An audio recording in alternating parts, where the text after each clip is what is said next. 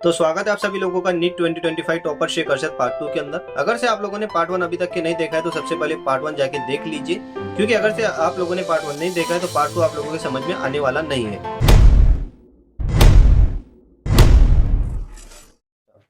तो समझ लीजिए कहीं ना कहीं नीट 2024 में 571 मार्क्स से अभी नीट 2025 में 537 मार्क, तो मार्क तो कम दिख रहे हैं, लेकिन अभी सभी लोगों को पता है कि एग्जाम टफ आने की वजह से कट ऑफ तो बहुत कम जाएगा। वो हिसाब से तो मार्क बहुत ज़्यादा डिमांडिंग मार्क है, अच्छे मार्क है।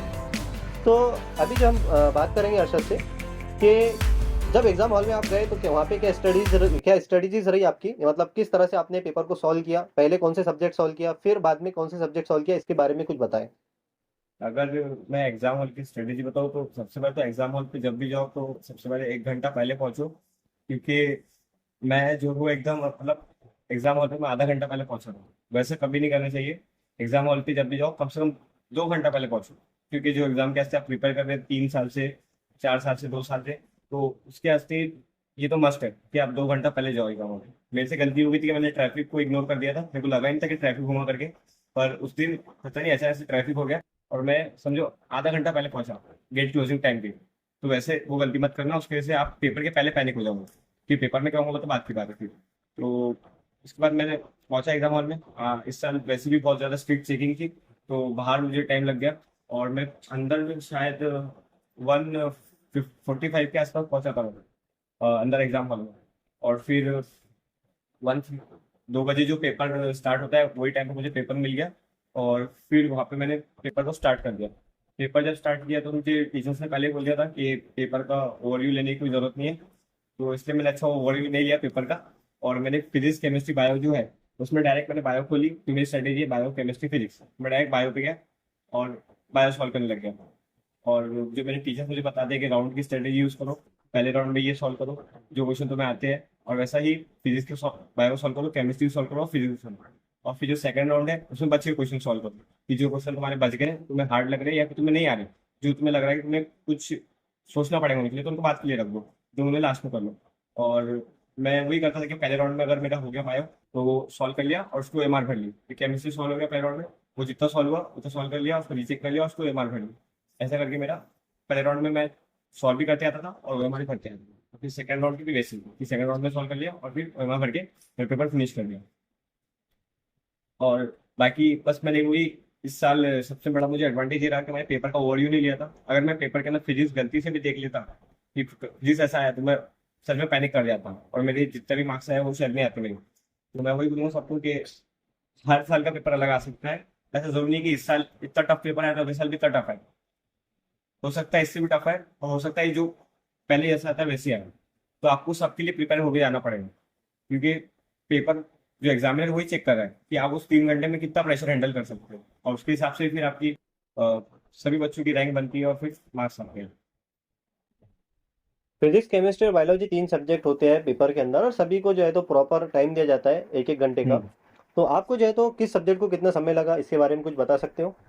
हाँ, मुझे अगर मैं बताऊँ बायो के लिए, तो मुझे बायो के लिए वैसा जनरली मुझे बायो के लिए 45 मिनट लगते थे, केमिस्ट्री के लिए भी मुझे 45 मिनट लगते थे, और मैं बचा हुआ टाइम फिजिक्स को देता था। ऐसा रहता था मेरा। बट इस साल पेपर में मेरा ऐसा हुआ कि मेरा कम से कम 1 घंटा 15 मिनट या 1 घंटा 20 मिनट मेरा बायो में ही चला गया। और फिर केमिस्ट्री के अंदर मैंने सॉल्व कर लिया, मेरी केमिस्ट्री अच्छी थी, मैंने केमिस्ट्री कुछ 45 मिनट में सॉल्व कर ली थी, फिर मेरी केमिस्ट्री अच्छी थी। उसके बाद मेरा फिजिक्स जो था, फिजिक्स के अंदर तो मतलब समझो मैं वो क्वेश्चन ढूंढ रहा था कि मेरे बनेगा कौन सा क्वेश्चन, क्योंकि बन ही नहीं रहते क्वेश्चन फिजिक्स के अंदर। और तो फिर इसलिए मुझे फिजिक्स के अंदर मैंने क्वेश्चन ढूंढा ढूंढा और फिर मेरे को कम से कम 1 घंटा जो भी बचा था 1 घंटे के ऊपर वो फिजिक्स में लग गया पूरा। और लास्ट में भी मैं जो मेरे पूरे हो गए थे, केमिस्ट्री और बायो मेरा हो गया था, मैं फिजिक्स फिजिक्स में ही लगा हुआ था आखिरी तक कि मैं क्वेश्चन बना लूँ और ओएमआर भर लूँ। ऐसा था इस पेपर में। अब लास्ट क्वेश्चन है इसके, हम इस वीडियो पे ज़्यादा डिटेल में नहीं जाना चाहते, बहुत सारे क्वेश्चन है हमें पूछने के लिए आपको तो, लेकिन अब लास्ट में आपसे यही क्वेश्चन पूछना चाहूँगा। हर एक नीट एस्पिरेंट के लाइफ में, हर किसी के लाइफ में कुछ ना कुछ स्ट्रगल रहा होता है। हर कोई किसी न किसी परेशानी से जूझ रहा होता है, किसी को कोई मेंटल प्रेशर होता है, घर का प्रेशर होता है, फैमिली प्रेशर, कोई मिडिल क्लास से बच्चे बहुत सारे होते हैं, लोअर मिडिल क्लास से होते हैं, पैसों की प्रॉब्लम होती है। ऐसे बहुत सारे अलग अलग बच्चे अपना अपना स्ट्रगल फेस करते आते हैं, जिसमें से कुछ सक्सेस हो जाते हैं तो कुछ दोबारा से फेल हो जाते हैं। तो मैं आपसे ये जानना चाहूँगा कि आपके लाइफ में नीट की जर्नी में क्या कुछ ऐसे स्ट्रगल रहे हैं? क्या आपने कुछ ऐसी परेशानी फेस की है, और अगर से की है तो इसको किस तरह से आपने हैंडल किया लास्ट तक? एग्ज़ाम तक आते-आते इस इन परेशानियों से कैसे अपने आप को बचाए रखा और एक पॉजिटिव माइंडसेट के साथ में अपना एग्ज़ाम को क्रैक किया? इसके ऊपर कुछ बताइए। सबसे पहले तो बोलूँ तो अगर स्ट्रगल की बात करूँ तो जब भी हम कॉम्पिटिटिव एग्जाम देते हैं तो हमें लगता है कि मतलब ऐसा है कि पढ़ेंगे पढ़ेंगे एग्जाम देके निकल जाएगा। पर ये कभी ऐसे सीधी लाइन की जैसा नहीं रहता, ये एकदम वो जो स्लोप होता है अपने ग्राफ की वैसा रहता कि ऊपर नीचे अप्स एंड डाउन रहते हैं जर्नी के अंदर। तो वैसे ही मेरे साथ हुआ था कि जब मैंने पहला टाइम दे दिया था, मेरे 571 कुछ मार्क्स आ गए थे, तो मेरा मन नहीं था कि मैं सेकंड टाइम दूँ, क्योंकि मैंने बहुत मेहनत कर ली थी वो टाइम में भी। और पर मुझे वो चीज़ नहीं मिल पाई जितने मेरे मार्क्स आने चाहिए थे या फिर जितनी मेरी रैंक बननी चाहिए थी। तो उस टाइम में मेरी जो बड़ी बहन है, दोनों ने बहुत समझाया मेरे को। स्पेशली मेरी जो छोटी बहन है, उन्होंने मुझे बहुत ज़्यादा मोटिवेट किया कि तेरे अंदर पोटेंशियल है, तू कर सकता है, और सब पूरे फैमिली वालों को तेरे से उम्मीद है और तू करेगा बिल्कुल, तू एक बार लग जा। तो उन्होंने जब बोला मुझे, उन्होंने मुझ पर जब वो बिलीव दिया, तो मेरे को लगा कि मैं कर सकता हूँ। उन्होंने मुझे इतना बिलीव, मेरे अंदर इतना कॉन्फिडेंस बढ़ गया, और फिर उसके बाद से मैं एकदम लग गया कि फिर मैं जब उसमें लगा तो फिर मेरे एक और फिर मेरे जो एकदम स्टार्टिंग पॉइंट था, वहाँ पे मेरे को एकदम बहुत हुआ था डिप्रेशन जैसा कि मैं क्यों कर रहा हूँ ये, मैं कोई कॉलेज में ले लेता हूँ एडमिशन, कोई और कोर्स कर लेता हूँ। और उस वक्त मेरी जो बहन ने मुझे मोटिवेट किया, उसकी वजह से मैं फिर से डिप्रेशन में लग गया कि इस साल मुझे देना है, उस बार मुझे छोड़ना है। उसके बाद फिर मैं, और जो दिसंबर जनवरी का जो फेज आया था, उसके अंदर मेरे पापा की थोड़ी तबीयत खराब हो गई थी, और मतलब वो कम से कम मेरे 2 हफ्ते वो हॉस्पिटल में थे। तो वो टाइम भी बहुत एक हार्ड फेज था। उस वक्त समझो मेरे को वहाँ पे आने नहीं देते थे, कि जो हॉस्पिटल है वहाँ पे मेरे पापा रहते थे, और उनका जो जो ट्रीटमेंट चल रहा है मेरे को कोई बताता नहीं था। मेरे को सब बोलते थे कि अच्छी है, तबीयत अच्छी है। और सब मेरे जो बड़े भाई है, सब मेरी जो बहनें हैं, सब मेरे जो कजिन्स हैं, सबने मेरी इतनी हेल्प की उसके अंदर कि वो लोगों ने मुझे महसूस नहीं होने दिया कि मेरी वहाँ पे कमी हो रही करके। वो लोगों ने मेरी उसका गैप फिल करा वहाँ पे। और मेरे पापा ने भी मुझे बोला कि तेरा यहाँ पे बैठना जरूरी है, यहाँ पे बहुत सारे लोग हैं, तू जा, तू पढ़ाई कर। बिल्कुल, वो भी मेरे भाई जो भी थे, मेरे जो साथ में रहते मेरे कजिन्स, मेरे जो जितने भी मेरे फैमिली है, वो बहुत ज़्यादा सपोर्टिव है। उन्होंने मुझे बहुत सपोर्ट किया, और उन्होंने मुझे बोला कि तू पढ़ाई कर, तेरा पढ़ाई का टाइम हम ये देख लेंगे। और वो एक बहुत हार्ड पेज था, उसमें मेरी फैमिली को सपोर्ट किया मुझे। और मेरी मम्मी को तो पता भी नहीं है कि नीट एग्जाम क्या होता है, और वो मुझे सपोर्ट ऐसा करती है एकदम, मतलब क्या बोलूँ मैं। तो वही है। और मेरे जो जीजा जी, उन्होंने मुझे, मतलब जब मेरा पिछले साल नहीं हुआ था, तो वो भी मुझे जीएमसी ले गए थे अकोला, बताने के वास्ते कि अब अगले साल अपने को इधर आना है। तो वो भी एक उसने भी मुझे बहुत मोटिवेट किया उस चीज़ ने। तो ऐसा करके मतलब कहीं ना कहीं पूरी फैमिली का ही सपोर्ट था। अगर वो लोग नहीं होते तो अकेला ये चीज़ पॉसिबल होती ही नहीं है। मेहनत के साथ साथ ये चीज़ें भी बहुत ज़्यादा लगती है कोई भी एस्पिरेंट को, कि उसे कोई इमोशनल सपोर्ट हो पीछे से, जो उसे बोल रहा हूँ कि तू कर ले।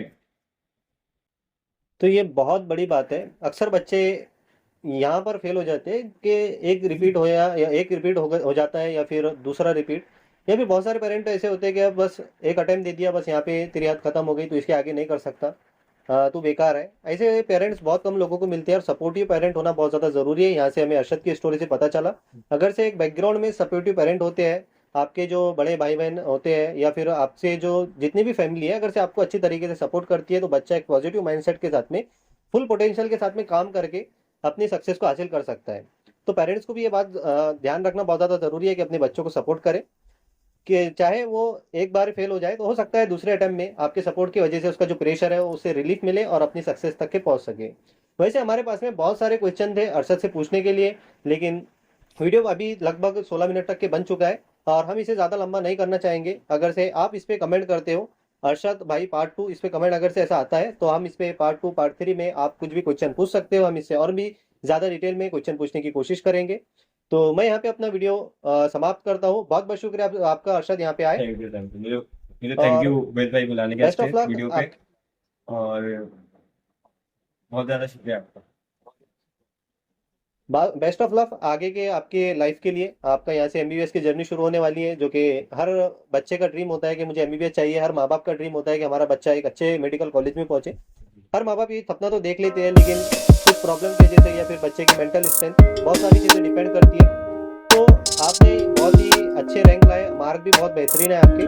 आपको आपके आगे की लाइफ के लिए बहुत ज़्यादा बेस्ट ऑफ लक। आप आगे बढ़े, इसी तरह से तरक्की करते रहें। तो यहाँ से हमारा वीडियो समाप्त होता है।